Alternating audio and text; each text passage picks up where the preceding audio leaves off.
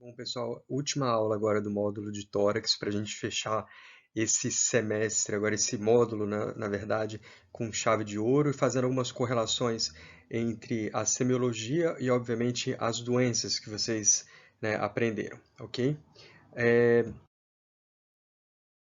Vamos aqui, o pneumotórax, pessoal. Pneumotórax, vocês aprenderam ali que na percussão tinha um som timpânico, né, que o murmúrio vesicular ficava abolido, tá? Vocês vão entender bem o porquê. Ele é definido pela presença de ar no espaço pleural. E olha, tá vendo esse tórax aqui? Se a gente for ver, vou grifar que eu acho que fica melhor, tá? A gente está vendo aqui nesse tórax, não tem absolutamente nada desse lado. O pulmão está completamente colabado. Interessante, além de tudo, que esse é um pneumotórax hipertensivo, porque se vocês forem perceber, ele está desviando a traqueia para o outro lado, tá? Em vez dela estar aqui, ó, ela está indo completamente desviada, tá vendo? Então, isso aqui é um pneumotórax hipertensivo, tá? Tem tanto ar aqui no sistema fechado que ele está empurrando o pulmão e as estruturas aqui do mediastino para o outro lado. Isso é um quadro grave, ok, pessoal? Aqui desse outro lado também, se vocês forem ver, a gente tem aqui, olha como que o pulmão está bem delimitado aqui, ó. Esse paciente tem um pneumotórax bilateral, ok? E do outro lado também a mesma coisa, eu vou delimitar aqui para vocês, ó. A gente consegue perceber que o pulmão está vindo aqui, ó, tá bem? Vamos para o próximo slide. Então, o pneumotórax, como que a gente classifica, como que a gente divide ele? O pneumotórax pode ser espontâneo ou ele pode ser traumático. Então, tem alguns pacientes que têm pneumotórax espontâneo sem necessariamente de uma história de trauma. Eles têm rupturas de bolhas subpleurais, tá? De bolhas pleurais, e esses casos estão associados principalmente a pacientes que são tabagistas, ok? Então, o pneumotórax pode ser espontâneo, não precisa de história de trauma. E no caso do traumático, ele pode estar associado a um trauma mesmo, um acidente automobilístico, por exemplo, ok? Ou pode estar associado a um procedimento, como a punção venosa profunda para inserção ali de catéter venoso central, por exemplo, ok? Então, vocês lembram, né, que a gente, não sei se vocês já viram aí na aula de habilidades, né, que vocês podem fazer uma punção, por exemplo, da veia jugular, da subclávia, e aí fica, né, ali muito próximo ali do pulmão. Vocês lembram que o ápice pulmonar está a 3 centímetros mais ou menos acima ali da clavícula, ok? Então isso deixa, né, um procedimento realmente que tem um risco, tá, dessa complicação que é o pneumotórax, ok? Próximo slide aqui. Aqui então o pneumotórax hipertensivo, como vocês tinham visto, né, já no slide anterior, tá? O diagnóstico ele é clínico, né? Vocês vão fazer a ausculta do paciente, o MV vai estar abolido, vocês vão fazer a percussão, né? Essa percussão vai estar timpânica, tá? E o que ocorre, pessoal? O pneumotórax hipertensivo, colapso do pulmão com desvio do mediastino e compressão do pulmão saudável, gerando insuficiência respiratória. Então, os dois pulmões vão estar ruins, um porque colabou completamente e o outro porque está sendo comprimido. Olha só, tá vendo? Aqui na setinha está empurrando, né? A pressão é tão grande que está empurrando o pulmão, o mediastino, tudo para lá. Ok? Para o lado contralateral. E o desvio do mediastino ele vai provocar o quê? Angulação aqui dos vasos da base. Vocês estão vendo? Está entortando tudo, está comprimindo aqui os vasos da base também, dificultando o retorno venoso e reduzindo o débito cardíaco. Consequentemente, o que esse paciente vai apresentar na clínica dele? Ele vai apresentar hipotensão e choque, tá? Então, esse é um dado importante aí do pneumotórax. Ele pode não ser hipertensivo, mas quando é um pneumotórax hipertensivo que chega a comprimir esses vasos, o paciente pode ter realmente um estado de choque, ok? Então, é bem importante e tem que ser descomprimido imediatamente, ok? E é interessante, pessoal, que vocês aprenderam aí na semiologia, na anatomia, em tantas coisas, né? Como que a gente vai fazer a descompressão para a gente associar um pouco, né, as matérias básicas aí com a clínica que vocês vão ter futuramente, ok? A compressão deve ser imediato, com uma introdução de uma agulha, olha onde aqui, ó, no espaço, segundo espaço intercostal, olha a linha que vocês já aprenderam aí no tórax, linha hemiclavicular, com o objetivo de transformar esse pneumotórax, né, hipertensivo num pneumotórax que não tenha, né, essa hipertensão e que não tenha esse desvio ali do mediastino. Então, vocês lembram aí como que vocês acham o segundo espaço intercostal e vai ser realizado aqui a introdução da agulha na linha hemiclavicular, ok? Mais outra coisa aqui para a gente fazer que esse é o tratamento provisório. Como que a gente faz o tratamento definitivo? Tem que drenar esse tórax do paciente. E o tratamento é com uma drenagem que a gente chama em selo da água, ok? Tem um vídeo do New England que eu vou copiar o link para vocês, enviar o link, que é bem interessante para vocês assistirem, que mostra essa drenagem. Tá? E a introdução de um dreno tubular no quinto espaço intercostal. Olha, pessoal, como que é importante, né, saber palpar ali os espaços, identificar os espaços intercostais. E vai ser entre a linha axilar anterior e a linha axilar média no nível do mamilo, ok, pessoal? Então, vocês vão ter que simplesmente pegar, traçar a linha axilar média, traçar a linha axilar anterior, tá? E ele vai ser aqui o dreno inserido aqui, mais ou menos na altura do mamilo, no quinto espaço intercostal, ok? Então, isso é interessante para vocês fazerem a correlação de tudo que vocês aprenderam. E outra coisa fundamental é que vocês têm que, na verdade, posicionar o dreno próximo à margem superior do arco costal, ok? Do arco costal inferior, tá? Porque na margem inferior vão passar os feixes vasculonervosos, tá? Então, quando vocês vão reparar aqui na costela, eu vou ter que colocar aonde? Se eu estou aqui na margem, vamos dizer aqui que essa daqui, né, é a quarta costela aqui, por exemplo, tá? Então, eu tenho aqui a margem inferior, passa aqui, ó, nervo, artéria e veia, ok? Então, eu não vou colocar meu dreno aqui, senão eu vou pegar algum vaso importante, tá? Eu vou passar justamente o meu dreno justamente aqui na parte superior da costela para fugir desse feixe vasculo-nervoso. Olha que interessante, mais um dado importante aí para carreira clínica aí de vocês, ok? E o DPOC, pessoal, que é uma outra doença aí que a gente aprendeu bastante, né, aí na semiologia. A doença pulmonar obstrutiva crônica, né, ela é definida pela obstrução crônica e difusa das vias aéreas inferiores. E o importante dela é que o caráter dela é irreversível, tá? E ocorre uma destruição progressiva das vias aéreas do parênquima pulmonar, ok? Então, é uma obstrução irreversível. Ela predomina em adultos entre a sexta, quinta e sexta década de vidas, mais ou menos, ok? E predomina no sexo masculino, principalmente decorrente aí do predomínio do tabagismo, ok? Vocês vão ver que ela vai se dividir aqui, né, em duas, tá? Na bronquite, geralmente os pacientes, na verdade, eles apresentam um pouco de cada espectro, tanto do espectro, né, bronquítico quanto do espectro enfisematoso, tá? Na bronquite, geralmente você tem inflamação e o brônquio fica aqui mais inflamado, mais espesso. E no enfisema, na verdade, ocorre uma destruição ali da parede ali dos alvéolos, ok? Quais são os fatores de risco? Né? Tabagismo, tá? Pode ser tanto ativo quanto passivo também.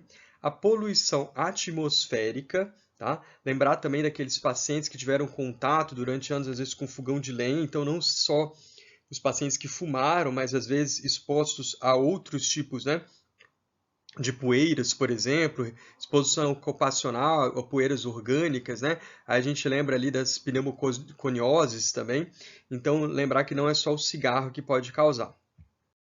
Então, pessoal, qual é a fisiopatologia? Nós temos os pacientes com bronquite obstrutiva crônica, ok?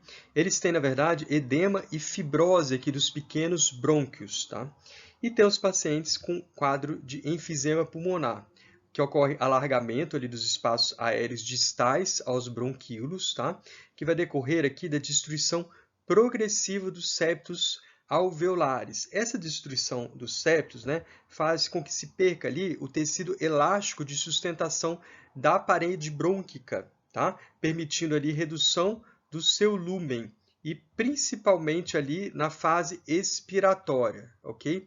Então, na verdade, ocorre, uma destruição da estrutura, tá? Ele perde aquela elasticidade. E principalmente na fase expiratória, com isso fica difícil do ar sair. Por isso que o paciente fica com aquele tórax globoso, tórax, famoso tórax em tonel. A obstrução das vias aéreas e a hiperinsuflação, então. A manutenção das vias aéreas, né, abertas depende das pressões geradas, ok? Do fluxo de ar. Na inspiração não vai ocorrer limitação, porque a força ela é promovida o quê? Pela musculatura. Então, a nossa musculatura, independente de como tiver a via aérea, ela vai fazer com que o ar entre. Eu tenho uma força muscular ali que vai ser o propulsor ali da entrada do ar, ok? E, na verdade, na expiração, ela vai depender mais de quê? Da elasticidade pulmonar, tá? Que ela vai justamente se encontrar reduzida na doença pulmonar obstrutiva crônica. Com isso vai ocorrer o quê? Um aprisionamento do ar, tá? E que promove, né, um aumento característico do volume residual, da capacidade residual ali do pulmão. Por isso que o tórax do paciente fica um tórax com aumento aqui do diâmetro antero-posterior, por este aprisionamento do ar. Então aí vocês conseguem aí talvez entender melhor qual que é a mecânica, qual que é a fisiopatologia de um paciente com doença pulmonar obstrutiva crônica e por que todos aqueles achados que a gente tem no DPOC. E a troca gasosa, pessoal, como é que fica a troca gasosa neste paciente, tá? Os alvéolos eles vão se tornar mal ventilados, ok? Mas a circulação continua a mesma, então eles ficam bem perfundidos, tá? Se não estão bem ventilados, né, não vai ter a chegada adequada de oxigênio, então, consequentemente, esses pacientes ficam com hipoxemia.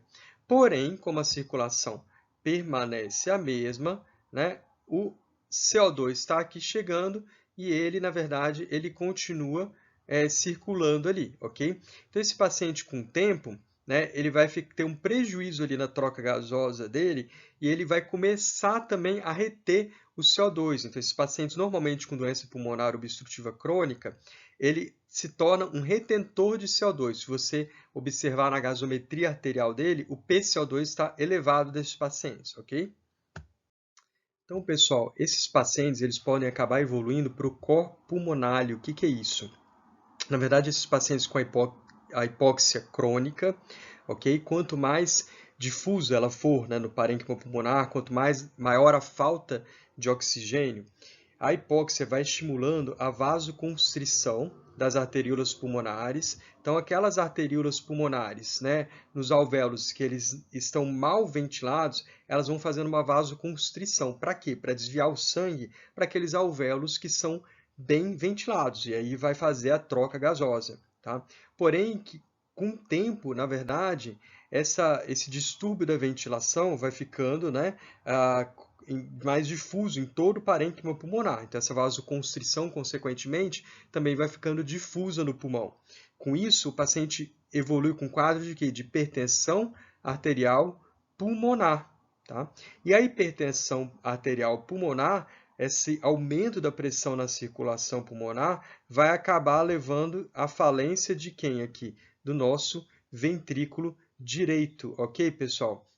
Então, na verdade, esses pacientes com DPOC ou com outras doenças pulmonares crônicas, eles podem acabar evoluindo com o tempo aqui com a falência aqui do ventrículo direito, já que esse sistema aqui está sob pressão, o ventrículo direito tenta bombear aqui para o pulmão, porém, devido a essa pressão aumentada ali na circulação pulmonar, ele tem que fazer uma força maior e acaba evoluindo com falência, finalmente, ok?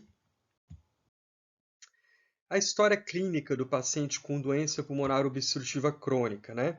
Geralmente eles começam com dispneia aos esforços, né, de evolução insidiosa e progressiva. Então, essa dispneia, na verdade, vai evoluindo primeiro aos grandes esforços, depois, né, aos médios, pequenos esforços, até evoluir mesmo para uma dispneia, mesmo com o paciente em repouso parado, ok? Ela é marcada também por pioras agudas desencadeadas por infecção respiratória. Então, esses pacientes têm quadros que a gente chama de DPOC exacerbado. tá? E a tosse, que é um outro comemorativo, um sintoma muito comum, tá? Você vê que, na verdade, em alguns momentos, lembra até uma história de um paciente com insuficiência cardíaca, né? Já que tem uma dispneia progressiva também, mas esses pacientes vão ter tosse também, tá? Tem aquele pigarro, e normalmente, como que eu falo para você se realmente ele tem infecção ou não, ou se é só a tosse da doença pulmonar obstrutiva crônica? Eu tenho que avaliar qual que é a característica dessa tosse, como que é a expectoração, ele piorou a expectoração, né? A expectoração antes era mais clara, agora está mais purulenta, como vocês aprenderam na aula anterior. Então, com isso, eu vou classificar esse paciente com DPOC exacerbado por infecção, ok? E aí, nós temos dentro do DPOC dois espectros. Nós temos os pacientes que são os sopradores róseos ou pink puffers, que é o estereótipo do enfisematoso, tá? Geralmente, na inspeção, o paciente apresenta, né, pletora, tá? E o tórax em tonel, tá? Geralmente eles são mais magros, consumidos pela doença, tá? E apresentando um tipo de dispneia do tipo expiratória, tá? Por isso que eles são chamados de sopradores, mas não tem esses sinais aí de cor pulmonar e hipoxemia significativa, tá? Nos casos mais avançados, o paciente pode se apresentar mais pletórico, né? Ou seja, com tom de pele mais avermelhado, tá? E o motivo é a polissemia reativa à hipoxemia crônica. Quando nós temos uma baixa no nosso oxigênio, tá? O pessoal aí que gosta de futebol sabe quando os brasileiros vão jogar em algum país que tem uma altitude maior que no Brasil, eles têm que ir alguns dias antes para se aclimatar, na verdade. E o time local geralmente leva alguma vantagem nesse sentido, porque com a falta do oxigênio cronicamente, nós produzimos mais glóbulos vermelhos, né? Daí o termo aqui policitemia, tá? Eu acho que a gente já tinha conversado sobre isso na aula dos sinais vitais. Esses pacientes com enfisema, eles também vão tendo essa baixa do oxigênio e vão ficando ali com a hemoglobina um pouco mais alta. Isso é bem comum de encontrar no paciente com DPOC, no paciente tabagista, tá? A ausculta, como vocês já sabem, tem uma diminuição do murmúrio vesicular, tá? Mas o enfisematoso não costuma ter tantos ruídos adventícios, tá? Bom, e o outro estereótipo, pessoal, são os blue bloaters ou inchados azuis, né? Que é o estereótipo do bronquítico grave, tá? Eles possuem um distúrbio mais grave da troca gasosa, tá? Mais do que o enfisematoso puro, com uma hipoxemia significativa, tá? Por isso eles ficam mais cianóticos, né? E por isso o nome blue ali, né? Por conta da cianose. A hipoxemia, como vocês já aprenderam, pode levar ao corpo pulmonar, uma hipoxemia grave. Então, esses pacientes acabam evoluindo com quadro de insuficiência ventricular direita e congestão sistêmica, né? Daí o corpo fica inchado, daí o nome bloater, blue bloaters, tá? Esses pacientes frequentemente são mais tendendo, né, à obesidade, tá? A ausculta já como é bronquite, tem secreção em vias aéreas, esse paciente tem, né, uma ausculta mais rica, né, com ruídos adventícios, ok? E a grande maioria, na verdade, dos pacientes com DPOC, eles vão apresentar, na verdade, graus variados de bronquite crônica e enfisema, tá? Então, não são todos os pacientes que a gente consegue classificar e simplesmente falar, olha, esse simplesmente é bronquítico, esse simplesmente é paciente enfisematoso. Então, às vezes, eles têm também uma mistura dos dois componentes, ok? E a pneumonia, pessoal? Vocês lembram que na pneumonia, né, a gente fala em consolidação, tá? Uma síndrome de consolidação, quando você tem também um aumento ali da condução dos sons, por exemplo, do frêmito tóraco-vocal, né, ali na palpação, ou, né, na ausculta, você tem um aumento ali da ressonância vocal. A pneumonia ela é causada, que um dos principais agentes, né, não é o único, pelo Streptococcus pneumoniae, tá? Que é um gram-coco gram-positivo. E ele, ao atingir os alvéolos, ele é capaz ali, de desencadear uma reação inflamatória neutrofílica, ok? E aí, o que é importante é que o processo pneumônico, na verdade, ele evolui em 4 fases, né? Primeiro de congestão, depois de hepatização vermelha, hepatização cinzenta e, finalmente, de resolução ou organização. Tá? Então, os alvéolos, na verdade, eles vão ser tomados ali por esse material aqui de exudato. E se vocês forem reparar, olha que diferente, né? como que está o pulmão aqui e como que está aqui nesse processo de hepatização. Por isso que ele fica com conteúdo, né, consolidado, tá? E por isso que muda, por isso que ele conduz melhor, né? Ele assume um aspecto como se fosse aí, né, do fígado, ok?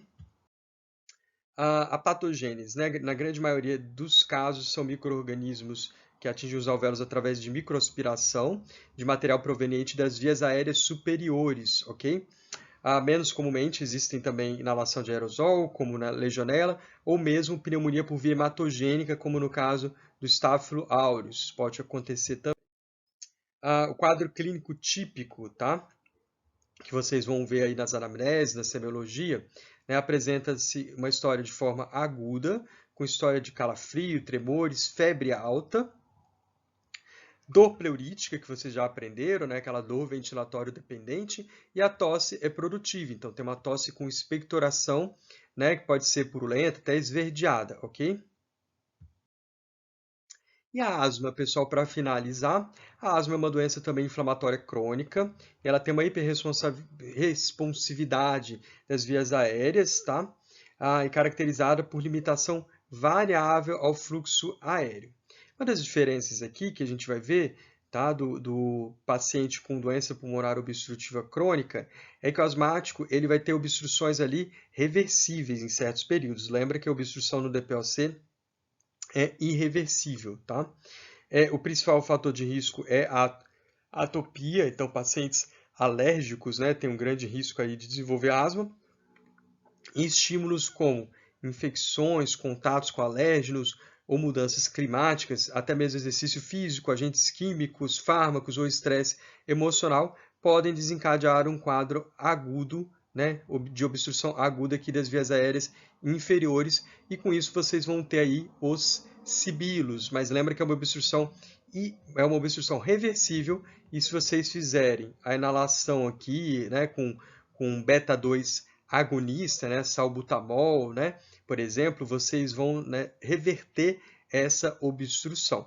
O beta-2 ele dilata ali os brônquios, as vias aéreas, e ele faz ali nos receptores do miocárdio uma taquicardia. Por isso, geralmente, quem faz essa inalação geralmente fica taquicárdico, ok?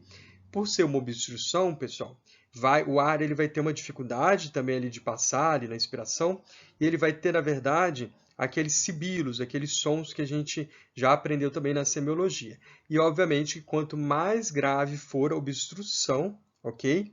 Esse tórax vai ficando mais silencioso, tá? O murmúrio vesicular vai reduzindo e a gente vai deixando de auscultar os sibilos, porque esse bronco, essas vias aéreas estão cada vez mais fechadas. Ok, pessoal? Grande abraço e até o próximo módulo.